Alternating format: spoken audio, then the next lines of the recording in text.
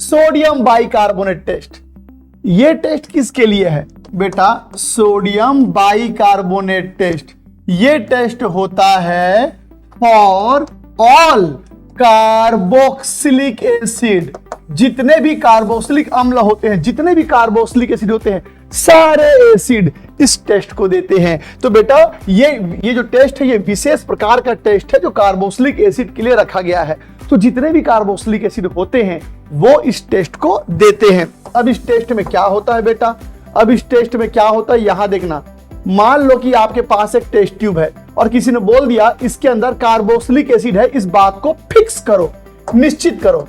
तो बेटा आप क्या करोगे? इस टेस्ट ट्यूब में ना सोडियम बाइकार्बोनेट डाल देना। जैसे सोडियम बाइकार्बोनेट डालोगे तो बेटा यह बहुत तेजी से बुलबुले बनेंगे, झाग निकलेगा, बहुत तेजी से झाग निकलेगा। कई बार तो वो जो झाग होता है वो टेस्ट ट्यूब के बाहर चला जाता है बेटा।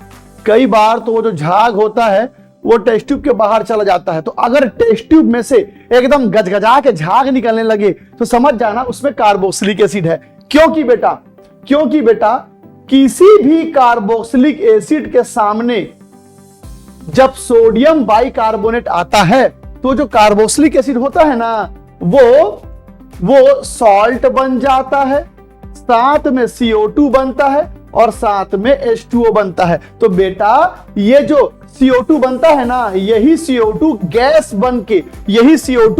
बन के बाहर भागता है, यही CO2 गैस बन के बाहर निकलता है। तो जब बहुत तेजी से CO2 गैस बन के बाहर निकले तो समझ जाना कार्बोक्सिलिक अम्ल है। तो कार्बोक्सिलिक एसिड को पहचानने के लिए सोडियम बाइकार्बोनेट का हम लोग टेस्ट करते हैं और ये टेस्ट सारे कार्बोक्सिलिक एसिड देते हैं, सारे कार्बोक्सिलिक एसिड।